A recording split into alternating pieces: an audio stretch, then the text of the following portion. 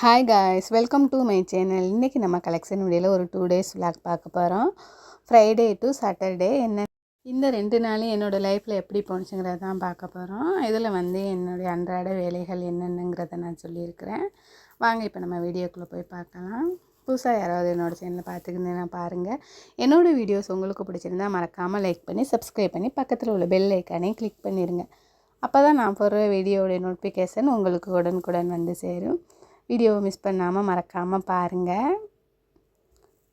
இன்றைக்கி நம்ம வீட்டில் மார்னிங் என்ன பிரேக்ஃபாஸ்ட்டுன்னு பார்த்திங்கன்னா காப்பி, அப்புறம் உளுந்து வடை தான். யாருக்கெல்லாம் உளுந்த வடையும் காப்பியும் ஒன்றா சாப்பிட்றது பிடிக்கும் மறக்காமல் லைக் பண்ணிக்கோங்க. மார்னிங் பிரேக்ஃபாஸ்ட் முடித்தாச்சு. இப்போ நான் லஞ்சுக்கு உள்ள வேலைகள் ஆரம்பிக்க போகிறேன். இன்றைக்கி நம்ம வீட்டில் என்ன குழம்புன்னு பார்த்திங்கன்னா இறால் தான் வாங்கியிருக்கிறேன். இறால் கிரேவி பண்ணலாம் அப்படின்னு சொல்லிட்டு ஒயிட் ரைஸ்க்கு தேவையான அளவு தண்ணி சேர்த்து நான் குக்கரில் போட்டுட்டேன். நெக்ஸ்ட்டு பார்த்திங்கன்னா இறாலை க்ளீன் பண்ணி எடுத்துடலாம்னு சொல்லிட்டு எடுத்து வச்சுருக்கிறேன். ஃப்ரெஷ்ஷான இறால் தான், பச்சை இறால் வாங்கியிருக்கிறேன். எனக்கு அவ்வளோக்கா ஒயிட் இறால் பிடிக்காது, ஏன்னா அதில் ஒரு இனிப்பு டேஸ்ட் கிடைக்காது. பச்சை இறால் ரொம்ப சூப்பராக இருக்கும். எப்போவுமே பச்சை தான் கிடைக்கும்னு சொல்ல முடியாதுல்ல. என்றைக்காவது கிடைக்காத அன்றைக்கி நான் அந்த இறால் வந்துச்சுன்னா வாங்குவேன். ஆனால் அதிகமாக எப்போவும் அது கிடைச்சா நான் வாங்க மாட்டேன், எனக்கு பிடிக்காது. யாருக்கெல்லாம் வெள்ளை இறாலை விட பச்சை இறால் ரொம்ப பிடிக்கும் மறக்காமல் லைக் பண்ணிக்கோங்க. நம்ம இறாலை உரிச்சிட்டு லேசாக அது மேலே ஒரு கீரல் போட்டோம்னா அதுக்குள்ளாக்க ஒரு வால் மாதிரி இருக்கும். அதை அப்படியே நம்ம எடுத்துடலாம்.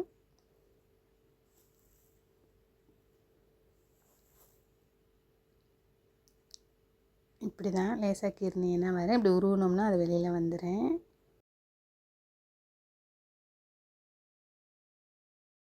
வேலை க்ளீன் பண்ணியாச்சு. இப்போ நம்ம தாளித்து எடுத்துக்கலாம். நான் கொஞ்சமாக வெங்காயம் தக்காளியும் சேர்த்துருக்கேன். ஏன்னா பசங்களுக்கு தக்காளி வெங்காயம் சேர்த்தாலே பிடிக்க மாட்டேங்குது. வெறும் இறால் மட்டும் தான் கிரேவி கேட்குறாங்க. சரி, நம்ம கொஞ்சம் தக்காளி வெங்காயம் சேர்த்தா நம்மளுக்கும் சாப்பிட்ட மாதிரி இருக்குன்னு சொல்லிட்டு கொஞ்சமாக தான் நான் சேர்த்துக்கிருவேன். ஒரு தக்காளியும் ஒரு வெங்காயம் சேர்த்துருக்கேன். குழம்பு வைக்கிறதா இருந்தால் நம்ம கொஞ்சம் கூட சேர்த்துக்கலாம். இது குழம்பு இல்லைல்ல, அதனால நான் கொஞ்சமாக தான் சேர்த்துருக்கேன்.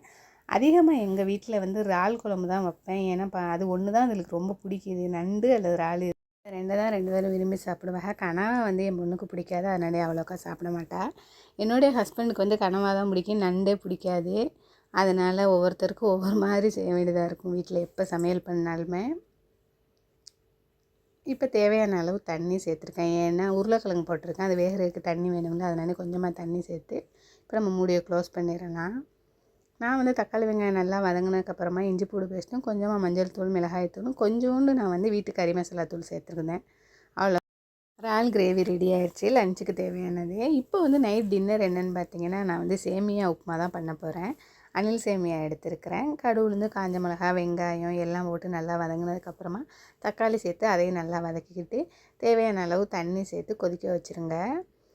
தண்ணி கொதிக்க ஆரம்பிக்கும்ல, அந்த ஸ்டேஜில் நான் என்ன பண்ணுவேன்னு பார்த்தீங்கன்னா மேகி கிண்டினோம்னா ஒரு 3 பேக்கெட் கிண்டினோம்னா அதில் 3 பேக்கெட் பொடி பேக்கெட் இருக்குது. நான் அந்த 3 பொடி மசாலாவையுமே சேர்க்க மாட்டேன், ஒரு பேக்கெட் தான் சேர்ப்பேன். அதில் மிச்சம் இருக்கும்ல, அதை இப்படி எடுத்து வச்சுருந்து நான் சேமியா கிண்டும் போது நான் எப்போவுமே அதை சேர்த்துக்குவேன். அந்த டேஸ்ட் எனக்கு ரொம்ப பிடிக்கும். அதுக்கப்புறமா கொஞ்சமாக பிரியாணி தூள் நான் சேர்த்துக்கிருவேன். சேர்த்து கொதித்ததுக்கப்புறமா மறுபடியும் இந்த சேமியாவை அதில் கொட்டி நல்லா கிளறுங்க. இறக்க போகிற ஸ்டேஜில் கொஞ்சமாக நெய் சேர்த்துக்குங்க, ரொம்ப டேஸ்ட்டாக இருக்குது. இந்த முறையில் நீங்களும் ட்ரை பண்ணி பாருங்கள். பிடிச்சா மறக்காமல் சப்ஸ்கிரைப் பண்ணிக்கோங்க. அவ்வளோதான், ரொம்ப டேஸ்டியான சேமியா உப்புமா ரெடி ஆயிடுச்சு. வாங்க சாப்பிடலாம். நீங்கள் சுகர் ஆட் பண்ணி சாப்பிட்டாலும் சூப்பராக இருக்கும், குழம்பு ஊற்றி சாப்பிட்டாலும் சூப்பராக தான் இருக்கும் இந்த டேஸ்ட்டு. மசாலா ஐட்டம்லாம் சேர்த்துருக்கனால சும்மா கூட சாப்பிட்டலாம், ரொம்ப டேஸ்டியாக தான் இருக்கும். ஓகே, இது ஃப்ரைடே மார்னிங் எடுத்த வீடியோ. மார்னிங் நான் என்ன பண்ண போகிறேன்னு பார்த்தீங்கன்னா லஞ்சுக்கு மட்டன் பிரியாணி தான் போட போகிறேன். நான் மட்டன் பிரியாணி எப்போ பண்ணினாலுமே அதில் வெஜிடபிள் சேர்த்து தான் பண்ணுவேன். ஏன்னா பசங்க வெஜிடபிளே சாப்பிட மாட்டாங்க, இப்படி பண்ணி கொடுத்தா தான் சாப்பிட முடியும். அதனால் நான் இப்படி தான் பண்ணி கொடுப்பேன் எப்போவுமே. நம்ம குக்கர் அடுப்பில் வச்சு குக்கர் சூடானதுக்கப்புறமா தேங்காய் எண்ணெய் சேர்த்து, தேங்காய் எண்ணெய் ரொம்ப கொதிக்கக்கூடாது. கொதிக்கிறதுக்கு முன்னாடி பட்டைக்கிராம்பு ஏலம் சேர்த்துக்குங்க.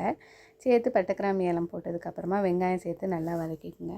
பக்கத்துலேயே நான் பிரியாணிக்கு தேவையான ஐட்டம்ஸ்லாம் போட்டு வறுத்துக்கிட்டு இருக்கேன், மசாலா ரெடி பண்ணேன். இது தாளிச்சாக்கு பருப்பு, கேரட்டு, தேவையான அளவு தண்ணி சேர்த்து கொழுப்பு எல்லாம் போட்டு மட்டனோடைய முள் எல்லாம் போட்டு வேக வச்சுக்கிறேன். இப்போ வந்து தக்காளி நல்லா வெந்துருச்சு. வெங்காயம் வெந்ததுக்கப்புறமா தக்காளி சேர்த்து தக்காளியும் நல்லா வெந்துருச்சு. அதுக்கப்புறமா நான் வந்து கேரட், பீன்ஸு தேவையான அளவு உப்பு சேர்த்து வேக வச்சுருக்கேன். ஏன்னா உப்பு நம்ம சேர்த்து வேக வச்சோம்னா தக்காளி காய்கறிலாம் நல்லா மசிஞ்சிருவாங்க. அதனால தான் மஞ்சள் தூள் சேர்த்து தேவையான அளவு தண்ணியும் சேர்த்து விசில் குக்கரை போட்டுடலாம். ஒரு 5 விசில் 6 விசில் அடிக்கட்டேன். நார்மலாக பருப்பு மட்டும் போட்டோம்னா 3 விசில் போகுது. நம்ம எலும்புலாம் போட்டிருக்கனால ஒரு 6 விசில் அடிக்கட்டேன்.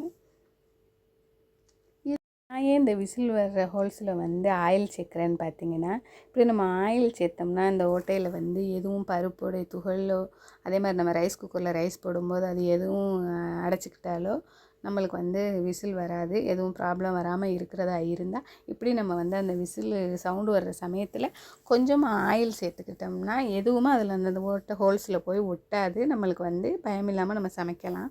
அதனால் நான் எப்போவுமே அப்படி தான் பண்ணுவேன். பிடிச்சா லைக் பண்ணுங்கள்.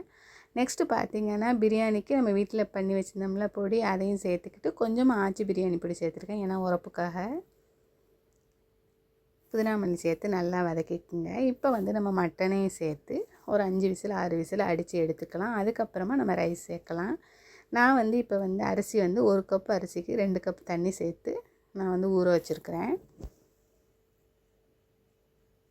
நல்லா வதங்கிருச்சு மட்டன். நம்ம இப்போ தேவையான அளவு தண்ணி சேர்த்து க்ளோஸ் பண்ணிடலாம். நல்லா அவுஞ்சி இறக்கியாச்சு. அதனால் நான் வந்து தால்ச்சாக்கு தேவையான ஐட்டம்ஸ்லாம் போட்டு தாளிச்சிக்கிட்டு இருக்கிறேன். கத்திரிக்காயை நல்லா சேர்த்து வதக்கிக்குங்க. இதில் மெயினாக போட வேண்டிய வாழைக்காலாம் என்கிட்ட இல்லை. அதனால நான் வந்து கத்திரிக்காய் மட்டும் சேர்த்துருக்குறேன். நம்ம இதில் மசாலா எல்லாத்தையும் சேர்த்ததுக்கப்புறமா மாங்காய், உருளைக்கிழங்கு எல்லாம் சேர்த்து நல்லா வேக வச்சுக்கலாம். நல்லா பருப்பு எல்லாம் சேர்ந்து நல்லா மசிஞ்சு வந்துருச்சு. எல்லாத்தையும் சேர்த்துக்குங்க. லாஸ்ட்டாக நம்ம இதில் வந்து தேங்காய், முந்திரி, பாதாம் எல்லாம் சேர்த்து அரைச்சி ஊற்றினேன். நிலக்கடலை எல்லாம் சேர்த்து. நம்மளுக்கு பிரியாணி ரெடி ஆயிடுச்சு. பிரியாணி இறக்க போகிற ஸ்டேஜில் நெய் சேர்த்துக்குங்க. சமையல் ஒர்க் பண்ணிக்கிட்டே நான் வந்து விசிலில் வந்து துணியும் போட்டுட்டேன். ஏன்னு பார்த்தீங்கன்னா, பசங்களுக்கு வந்து ஸ்கூல் நாளைக்கு அவங்களுக்கு தேவையான ஸ்கூல் ட்ரெஸ் எல்லாம் துவைச்சி எடுக்கணும். அதனால் நான் எல்லாத்தையும் எடுத்து மிஷினில் போட்டுட்டு லோட் பண்ணி வச்சிட்டோம்னா அது பாட்டுக்கு துவைச்சிக்கிட்டு இருக்கேன். இங்கிட்டு நம்மளும் சமையல் ஒர்க்கை பார்க்கலாம். பிரியாணி ரொம்ப சூப்பராக ரெடி ஆயிடுச்சு. பக்கத்துலேயே தால்ச்சாவும் ரொம்ப சூப்பராக ரெடி ஆகிருக்கு. வாங்க சாப்பிடலாம். யாருக்கெல்லாம் இப்படி பிரியாணி தால்ச்சாவோடு சேர்த்து சாப்பிட்றது பிடிக்கும். எனக்கு எப்போவுமே பிரியாணிக்கு தால்ச்சாவோடு சாப்பிட்றது தான் பிடிக்கும். சும்மா சாப்பிட்றது பிடிக்காது. ஓகே காய்ஸ், தேங்க்ஸ் ஃபார் வாட்சிங்.